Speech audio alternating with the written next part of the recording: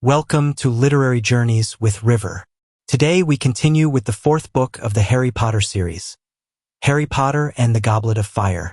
Remember, this is just a summary, not the full book, but it's crafted so you can experience the key moments of the story. If you want more summaries like this, make sure to subscribe and turn on notifications. Also, leave a comment telling us where you're listening from. This helps YouTube recommend the channel and grow this community even more. Let's begin. Chapter 1.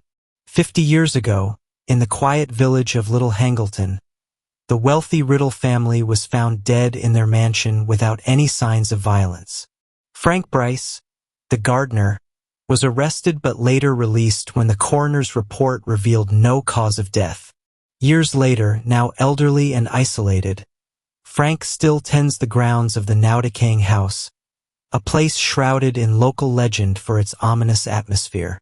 One night, seeing lights inside, he assumes local kids are trespassing and goes to investigate. He overhears two men, one called Wormtail and another with a chilling, high-pitched voice, plotting something dark involving Harry Potter.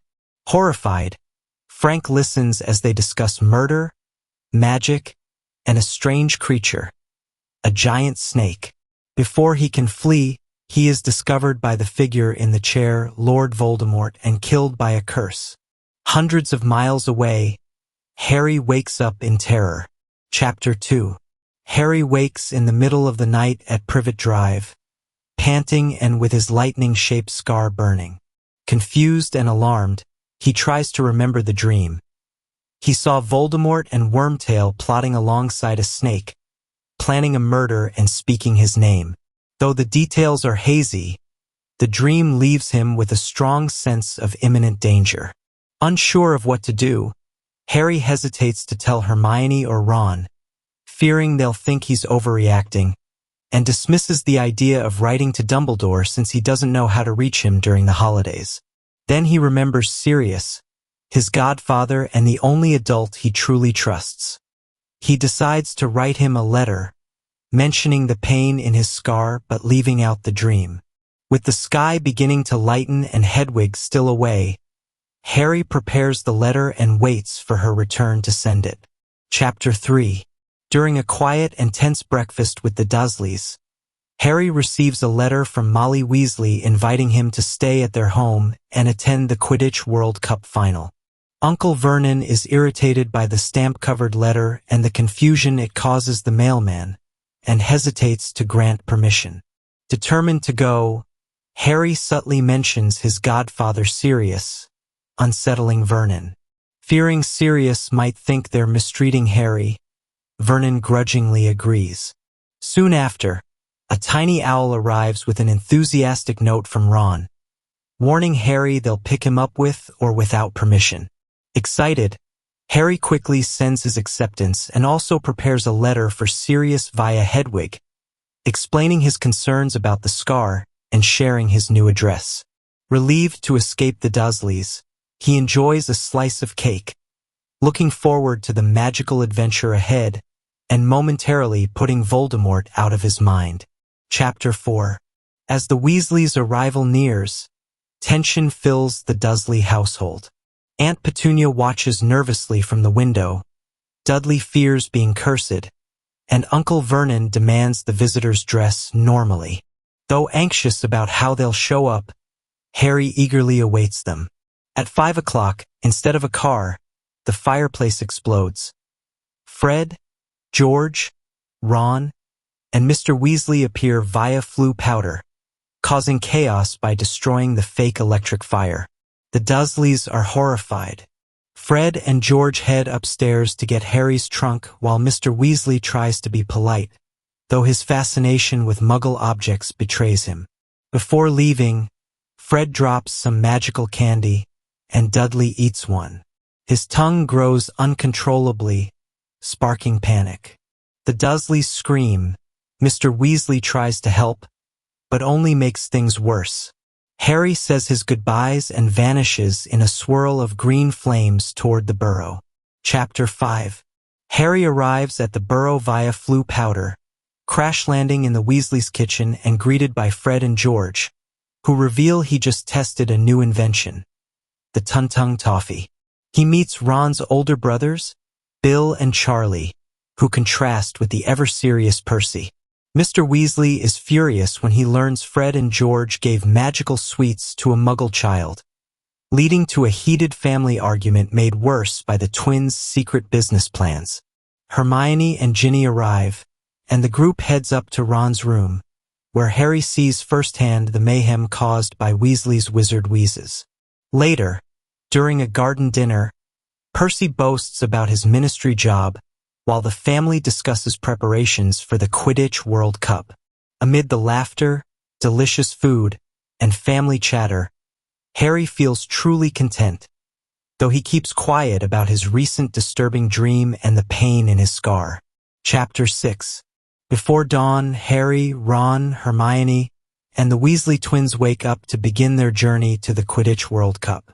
As they eat breakfast, Mr. Weasley explains the complications of magical transportation and the need for portkeys to discreetly move thousands of wizards without alerting Muggles. On their way to Stoteshed Hill, tensions rise when Mrs. Weasley discovers more hidden magical sweets from the twins. Upon arrival, they meet Amos Diggory and his son Cedric, who still makes Fred and George uneasy after defeating their team in a prior match.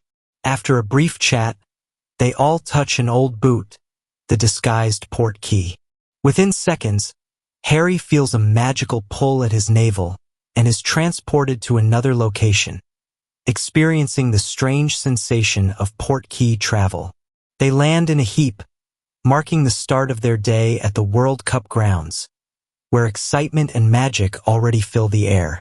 Chapter 7.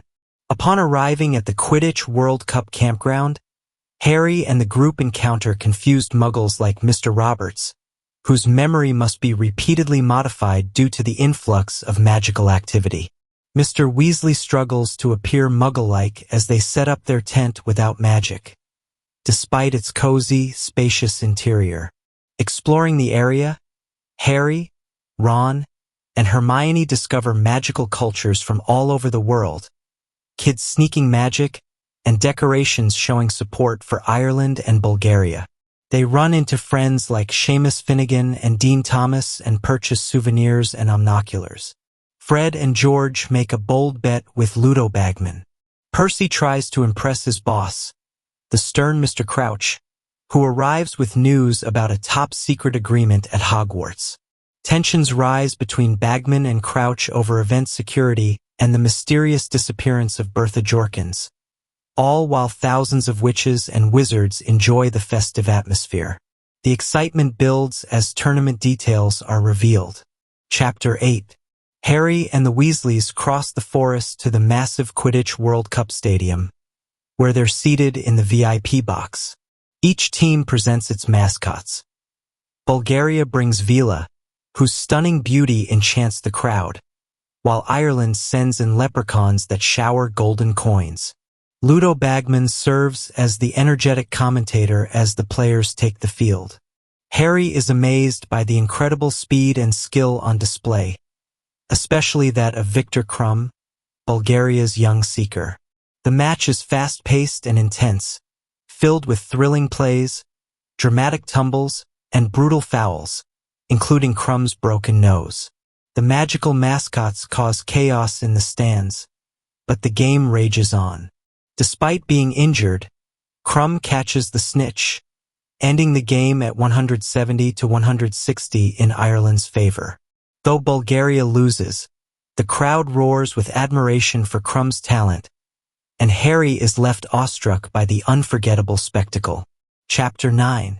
The night after the Quidditch World Cup takes a dark turn when masked wizards attack the campsite, casting spells and levitating the Muggle Roberts family. Harry, Ron, Hermione, and the Weasleys flee into the woods, getting separated in the chaos. They encounter Draco Malfoy, who hints that his father may be among the attackers, and later see Winky, Mr. Crouch's house elf, running away in fear, seemingly dragged by unseen magic. Harry realizes he has lost his wand just before someone casts the dark mark, Voldemort's terrifying symbol, into the sky, causing panic. Ministry officials arrive and initially suspect Harry and his friends but find Winky unconscious, holding Harry's wand. Though she insists she's innocent, Mr. Crouch dismisses her harshly, leaving Hermione furious at the mistreatment of house elves. Chapter 10. The next morning, Mr. Weasley rushes everyone out of the campground. Back home, Mrs. Weasley greets them anxiously, clutching a copy of the Daily Prophet showing the dark mark. Though no one was harmed, the paper blames the ministry for its lack of security. Percy defends Mr. Crouch, eager to impress his boss, even when Winky's name comes up. Upstairs, Harry tells Ron and Hermione that his scar had hurt days before the attack, raising fears of a connection to Voldemort. He also recalls Trelawney's prophecy about the Dark Lord's return. Worried that Sirius hasn't replied to his letter, Harry tries to distract himself with a game of Quidditch among friends, even as tensions rise in the ministry following the appearance of the Dark Mark. Chapter 11. On the morning of their departure, the ministry urgently contacts Mr. Weasley about an incident at the home of retired and paranoid Exor Mad-Eye Moody. Although no one is harmed, the ministry fears how the press might react. The children say their goodbyes and travel by taxi to King's Cross in heavy rain. On board the Hogwarts Express, Harry, Ron, and Hermione notice a growing sense of anticipation among adults about a mysterious upcoming event at school. During the trip, they overhear Draco Malfoy boasting about Durmstrang, a school known for teaching dark arts, and hinting at an upcoming tournament with prizes. Malfoy mocks Ron's dress robes, upsetting him. Later, talk shifts to other European wizarding schools and how they remain hidden from Muggles. The train finally arrives in rain-soaked Hogsmeade, and the students travel by enchanted carriages to the castle, eager to uncover the secrets the adults haven't yet revealed. Chapter 12. A violent storm greets Harry, Ron, Hermione, and their classmates upon their return to Hogwarts, where Peeves soaks them with water balloons until Professor McGonagall intervenes. In the lavishly decorated Great Hall, Colin Creevey introduces his younger brother Dennis, who has just been rescued from the lake by the giant squid. The Sorting Hat performs a new song, and the sorting ceremony begins. While new students are sorted, Hermione becomes outraged upon learning that over 100 house elves work at Hogwarts without pay. During the feast, Dumbledore announces that there will be no Quidditch Cup this year, as Hogwarts is hosting the legendary Triwizard Tournament, a dangerous magical competition between schools. His announcement is dramatically interrupted by the entrance of Mad-Eye Moody, the new defense against the dark arts teacher, whose unsettling presence leaves a strong impression. Chapter 13. As classes begin, students encounter unpleasant magical creatures in herbology and are assigned to raise blast-ended scroots with Hagrid, dangerous and seemingly useless creatures. In divination, Professor Trelawney predicts more doom for Harry, who remains skeptical of her inner eye. That evening in the entrance hall, Malfoy provokes Ron with a Daily Prophet article by Rita Skeeter mocking Mr. Weasley. After Malfoy curses Harry from behind, Moody transforms him into a bouncing ferret until McGonagall intervenes in horror. Ron is thrilled by the spectacle and instantly impressed with Moody. Later, Hermione mysteriously rushes off to the library. In the common room, Fred, George, and Lee Jordan enthusiastically discuss Moody's class. Ron and Harry joke about inventing divination homework, while Hermione returns with mysterious badges promoting her newly founded organization for house elf rights. Chapter 14. In their first defense against the dark arts class with Mad-Eye Moody, the Gryffindors learn about the 3 unforgivable curses, Imperius, Cruciatus, and Avada Kedavra.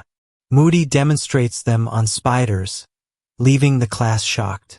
The Cruciatus curse deeply affects Neville, who has a panic reaction while Harry is disturbed upon witnessing Avada Kedavra, the curse that killed his parents. Hermione, concerned for Neville, accompanies him with Harry and Ron until Moody takes Neville to his office to cheer him up. That night, Neville gratefully reads a book Moody gave him. In the common room, Ron and Harry fabricate their divination homework, while Hermione returns from the library with badges and scrolls. She formally introduces her campaign SPEW to promote better treatment for house elves. Later, Hedwig returns with a letter from Sirius, who is heading north out of concern for Harry. Feeling guilty, Harry worries he has put his godfather at risk unnecessarily. Chapter 15. Harry wakes early to send a letter to Sirius, lying about his scar to prevent his godfather from returning and risking Azkaban. Hedwig sulks but eventually agrees to deliver the message. In the following weeks, Harry tries to stay distracted, though his fear for Sirius lingers. In class, Moody places the Imperius Curse on each student to teach resistance. Harry partially resists it, impressing everyone. Homework loads increase and pressure builds. Meanwhile, excitement mounts as the school prepares for the Triwizard Tournament. On October 30th, Beauxbatons arrives in a giant flying carriage pulled by winged horses, and Madame Maxime captivates all with her towering presence. Soon after, Durmstrang arrives in a ship rising from the lake, and among its students is Victor Krum, the famous Seeker. Harry is stunned to see him in person. Chapter 16. Victor Krum's arrival causes a stir among the students, especially Ron, who becomes obsessed with the Quidditch star. During the feast, Dumbledore officially welcomes the visiting schools and explains the rules of the Triwizard Tournament. A magical object called the Goblet of Fire will select the champions, and only students over 17 may enter. Fred, George, and others attempt to bypass the age line using a potion, but fail spectacularly. Hermione continues promoting her house elf rights campaign without much success, while rumors swirl about who will be chosen. On Halloween night, the Goblet selects Victor Krum, Fleur Delacour, and Cedric Diggory as champions for their respective schools. Just when everything seems settled, the Goblet unexpectedly releases a fourth name, Harry Potter. Everyone is stunned, and Harry himself is bewildered by the selection. Chapter 17. Shock spreads through the Great Hall as Harry's name emerges from the goblet. In a daze, he walks to the chamber where the champions await, greeted with surprise and suspicion. Ludo Bagman introduces him as a fourth champion, sparking protests from Karkaroff and Madame Maxime, who demand explanations. Dumbledore questions Harry, who insists he didn't put his name in. Moody suggests a powerful wizard may have done it to harm him. Snape accuses Harry of breaking rules, while Crouch declares that the Goblet's decision is binding. Harry must compete. No solution is found, and the atmosphere turns tense and distrustful. Back in Gryffindor Tower, Harry stumbles into a celebration, but is dismayed when Ron shows clear signs of disbelief. The excitement of the tournament fades as Harry realizes his involvement may be part of a sinister plan. Chapter 18. Harry wakes with the heavy memory of being chosen as a champion and tries to reconcile with Ron, who still won't speak to him. Hermione stands by Harry and suggests writing to Sirius, though Harry fears his godfather might return and endanger himself. At the Ollery, Hedwig is offended not to be chosen to deliver the letter. In class, Harry feels isolated, especially by students from Hufflepuff and Slytherin, while Ron continues to avoid him. Hagrid offers unwavering support. Snape unfairly punishes Harry and Hermione after a run-in with Malfoy that leaves Hermione with magically altered teeth. Rita Skeeter arrives for an interview, twisting Harry's words with her magical quill. During the wand-checking ceremony, Ollivander inspects Harry's wand, once again noting its connection to Voldemort. At last, Sirius sends a letter urging Harry to meet him in secret, hinting that he may be in real danger. Chapter 19. In the weeks before the first task, Harry endures mockery, alienation, and the pain of Ron's continued silence. Rita Skeeter's article portrays him as a tragic figure, worsening his humiliation. Hermione defends him fiercely and helps him practice the summoning charm, though with limited success. During a secret visit to Hagrid's hut, Harry learns the first task involves dragons, including a Hungarian horntail. Charlie Weasley confirms the danger of the challenge. As Harry returns to the castle, he encounters Karkaroff snooping around the dragons as well. That evening, Sirius appears in the common room fire, warning Harry that Karkaroff was a Death Eater and may be behind the plot. He suspects the tournament is a trap. Just as Sirius is about to explain how to outsmart a dragon, Ron enters and the moment is lost. Chapter 20. Harry wakes in terror, unable to focus or dress properly as the day of the first task dawns. He walks with Hermione and tells her about the dragons and Sirius's warning about Karkaroff. Together, they scour the library for a helpful spell until Harry, inspired by a comment from Moody, decides to summon his broomstick. He practices relentlessly with Hermione's help until he masters the charm. On the day of the task, the champions are assigned their dragons. Harry draws the Hungarian horntail, the most dangerous. In the arena, he successfully summons his firebolt and takes to the skies. Dodging the dragon with agile flying, he snatches the golden egg.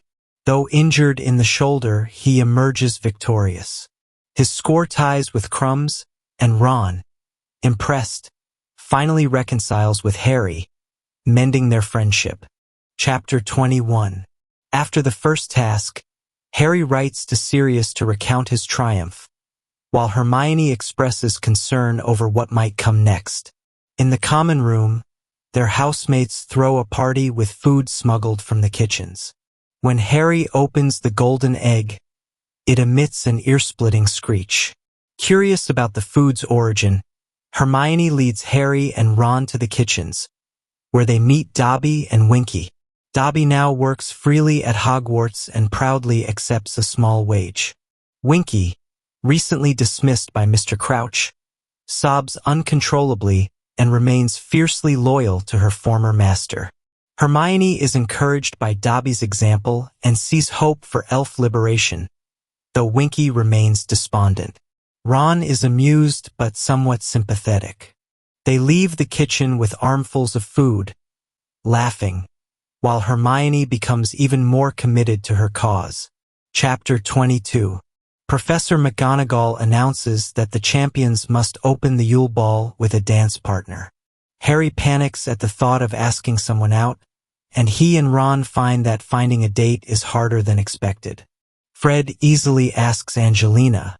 Harry hopes to attend with Cho Chang, but is disappointed when she's already going with Cedric.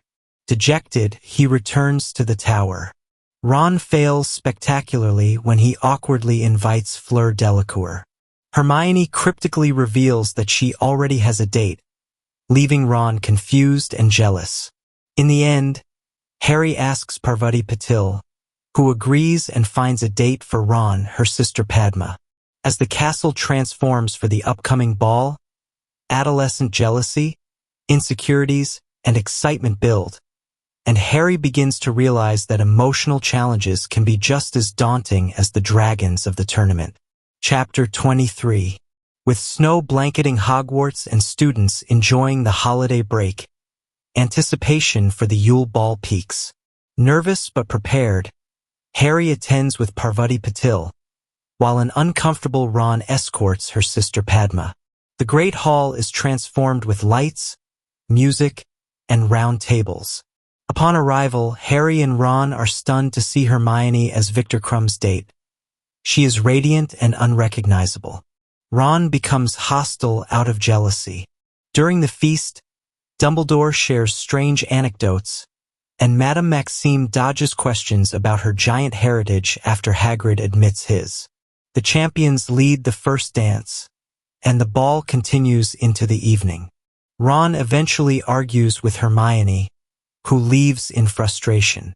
Outside in the gardens, Harry and Ron overhear a tense exchange between Snape and Karkaroff, and later discover Hagrid is half-giant, a fact Ron ponders while Harry accepts it without judgment.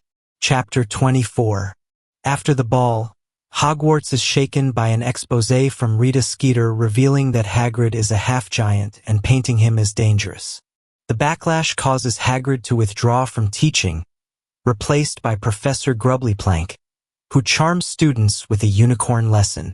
Malfoy mocks Hagrid cruelly, while Harry, Ron, and Hermione try to defend him. Enraged, Harry confronts Rita in Hogsmeade, and Hermione vows revenge for her lies. Meanwhile, they learn that Barty Crouch hasn't been seen for weeks, worrying Bagman, who nervously offers Harry help with the egg, but Harry declines. Back at Hogwarts, the trio visits a dejected Hagrid in his hut. Dumbledore reminds him not to care what others think. Reassured by his father's memory and his friend's support, Hagrid agrees to return, and Harry resolves to follow Cedric's cryptic advice. Chapter 25. Harry decides to solve the Golden Eggs mystery at night, using Cedric's suggestion to try the prefect's private bathroom. Under his invisibility cloak and with the Marauder's map, he sneaks to the luxurious tub hidden behind the statue of Boris the Bewildered. There, he tries the egg again, but its screeching is incomprehensible. Moaning Myrtle appears and advises him to open it underwater. Submerging the egg, Harry hears a riddle sung by mermaids, revealing he must recover something valuable within an hour from underwater beings. Alarmed by the challenge, Harry considers how he'll breathe underwater and suspects merfolk involvement. Later, back in the hallways, he spots Barty Crouch's name in Snape's office on the Marauder's map and, driven by curiosity, decides to investigate. Chapter 26. Despite days of effort with Ron and Hermione in the library, Harry fails to find a magical way to survive underwater for an hour. Exhausted, he falls asleep on a book the night before the task.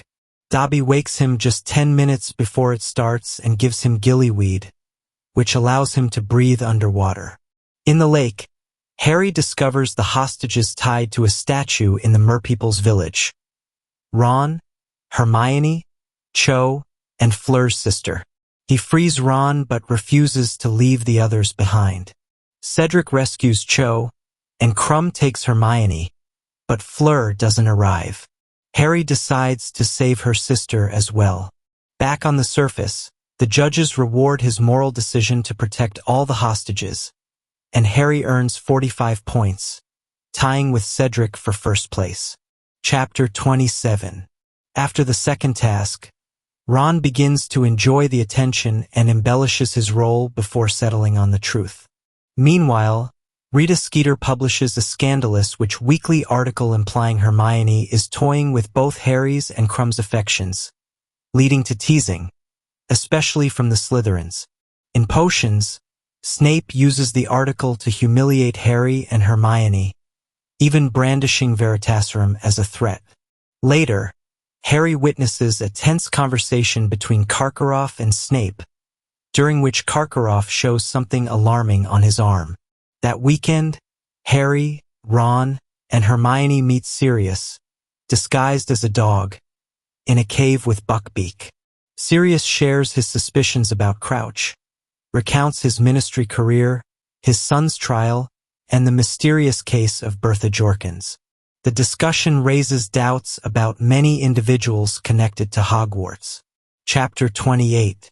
Harry, Ron, and Hermione visit Dobby and find Winky in a dire state. She hints at knowing secrets about Crouch but refuses to speak. Hermione's talk of elf rights angers the other house elves. Days later, she receives a flood of hateful letters after Skeeter's article, including one that burns her hands. Despite the pain, she's determined to discover how Skeeter gets private information. In Care of Magical Creatures, the class works with Nifflers, amusing most students except Hermione, who is still shaken. Harry and Cedric learn the third task will be a maze filled with magical creatures and traps.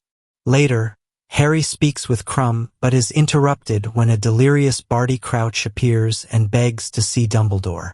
Harry rushes to fetch him, but upon returning, finds Crouch gone and Krum stunned. Karkaroff's angry outburst escalates tensions at Hogwarts. Chapter 29. Harry, Ron, and Hermione worry about Crouch's disappearance following his encounter with Krum. In the Ollery, Harry recalls Crouch's ramblings about his son, Bertha Jorkins, and Voldemort regaining power. As they try to send a letter to Sirius, they spot Fred and George plotting a likely blackmail scheme, presumably linked to their joke shop ambitions. They visit Moody, who reveals that even the Marauder's map didn't help him find Crouch, suggesting someone removed him from the grounds. Sirius replies with a stern letter warning Harry of grave danger and advising him not to roam Hogwarts alone. Later in divination class, Harry experiences a sharp pain in his scar and a vivid vision of Voldemort torturing Wormtail and planning to feed Harry to Nagini. Chapter 30. Disturbed by his dream, Harry goes to Dumbledore's office and, in his absence, discovers a magical basin, the Pensieve. Touching it, he falls into several of Dumbledore's memories and witnesses 3 trials. In the first, Karkaroff names fellow Death Eaters to reduce his sentence, including Snape, whom Dumbledore defends. In the second, Ludo Bagman is accused of passing information to Death Eaters but is acquitted thanks to his fame as a Quidditch star. In the third, Barty Crouch's son is convicted of torturing the Longbottoms, and Crouch disowns him publicly. Back in the present, Dumbledore explains the Pensieve and confirms that Harry's scar pain could stem from his link to Voldemort. He also reveals Neville's parents are alive but mentally broken from the Cruciatus Curse. Dumbledore asks Harry to keep this painful truth a secret. Chapter 31. Harry prepares for the third task with Ron and Hermione, practicing spells and hexes in empty classrooms. On the morning of the event, he receives a surprise visit from Mrs. Weasley and Bill, there as his family supporters. At breakfast, Rita Skeeter publishes a defamatory article accusing Harry of being mentally unstable. Hermione, suspicious, believes she has uncovered how Skeeter gathers her information and rushes to the library. That night, Harry enters the maze with Cedric. Inside, he faces magical obstacles, including a boggart posing as a Dementor, an enchanted mist that flips gravity, and a giant blast-ended Scroot. He hears Fleur scream, suggesting she's been eliminated, and later saves Cedric from the Cruciatus Curse cast by Krum. Continuing alone, Harry encounters a Sphinx who challenges him with a riddle. Despite the pressure, he solves it and moves closer to the Triwizard Cup. Chapter 32. When Harry and Cedric touch the cup, they are unexpectedly transported to a dark graveyard. It was a portkey. Confused, they're horrified when a hooded figure, Wormtail, appears carrying a bundle, a grotesque creature giving commands. Suddenly, Wormtail murders Cedric with the Avada Kedavra curse. He binds Harry to a gravestone marked Tom Riddle's name and begins a dreadful ritual. Using bone from Voldemort's father, flesh from his own hand, and Harry's blood, Wormtail brews a potion in a cauldron. As it boils, a tall, pale, serpentine figure emerges, Lord Voldemort reborn. Bound and terrified, Harry watches as his greatest fear becomes reality. The night has changed everything. Chapter 33. Voldemort, thrilled with his new body, admires himself and rewards Wormtail with a silver hand. He summons his Death Eaters by touching the dark mark on Wormtail's arm. Hooded figures appear and kneel before him. He chastises them for abandoning him 13 years earlier and tortures Avery with the Cruciatus Curse. Voldemort reveals that one of his most loyal followers has been hidden at Hogwarts, orchestrating Harry's arrival. He recounts his survival, living off animals, relying on Wormtail, and torturing Bertha Jorkins for crucial information. Everything was part of a grand plan to bring Harry to the graveyard. Voldemort then casts Cruciatus on Harry and declares a duel to prove his superiority. Chapter 34. Freed by Wormtail and armed with his wand, Harry faces Voldemort in a terrifying duel. Forced to bow, he resists submission. He endures the Cruciatus and Imperius curses but fights back. Taking cover behind a gravestone, Harry summons the courage to confront Voldemort. When their spells collide, a strange phenomenon occurs. Their wands connect through a beam of golden light. From Voldemort's wand emerge ghost-like figures: Cedric, Bertha Jorkins, and finally, Harry's parents. They encourage him to escape. Using the moment, Harry breaks the connection, sprints through the graveyard, retrieves Cedric's body, and summons the cup with Accio. As Voldemort casts another curse, the portkey pulls them back to Hogwarts. Chapter 35. Harry returns to Hogwarts clutching Cedric's body and the cup, landing before Dumbledore and a shocked crowd. Whispering that Voldemort is back, chaos erupts. As Minister Fudge attempts to remove him, Moody ushers Harry inside. But something feels off. Moody questions Harry too intently and soon reveals he was behind the tournament's manipulations. Before he can harm Harry, Dumbledore, McGonagall, and Snape arrive and disarm him. They discover the real Moody trapped in a magical trunk and that the imposter is Barty Crouch Jr., using Polyjuice Potion. Under Veritaserum, Crouch confesses to escaping Azkaban, killing his father, and helping Voldemort lure Harry. The truth is finally exposed, and Dumbledore quickly takes action against the rising darkness. Chapter 36. Dumbledore acts swiftly after Barty Crouch's confession. He stuns him, assigns McGonagall to watch over him, and sends Snape to retrieve Fudge and Madame Pomfrey. Then he takes Harry to his office, where Sirius is waiting. Though exhausted, Harry is urged to recount everything that happened after touching the cup: the resurrection of Voldemort, their duel, and the spectral echoes that emerged from Voldemort's wand. Dumbledore, deeply moved, explains that Harry's and Voldemort's wands share the same core: a feather from Fawkes the Phoenix.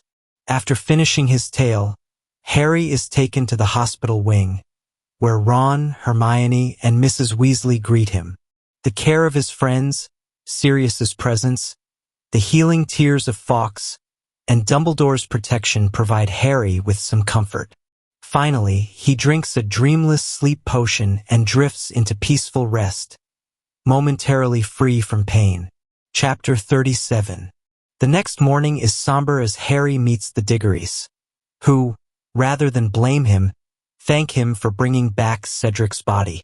They decline the Triwizard winnings that Harry tries to give them. Returning to the Gryffindor Tower, he finds the castle hushed. Students avoid him or look at him with unease. Only Ron, Hermione, and Hagrid offer true understanding. With them, Harry discusses the recent events and the dark future looming ahead. At the end-of-year feast, Dumbledore openly announces Voldemort's return and honors Cedric and Harry with a heartfelt speech. Later on the train, Hermione reveals she discovered Rita Skeeter is an unregistered animagus who turned into a beetle to spy on people. In a final confrontation, Harry, Ron, and Hermione defend themselves from Malfoy, Crabbe, and Goyle, with help from the Weasley twins. Harry gives his prize money to Fred and George to fund their joke shop.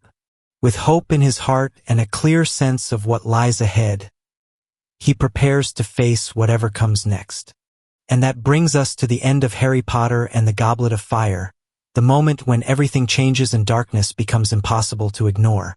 Thank you for joining this journey filled with intense trials, difficult choices, and a turning point that reshapes the entire story. If you enjoyed this summary, don't forget to subscribe, like the video, and share it with fellow fans of the Wizarding world. Now tell me in the comments, Do you think the Triwizard Tournament was a trap from the very beginning? Which moment impacted you the most?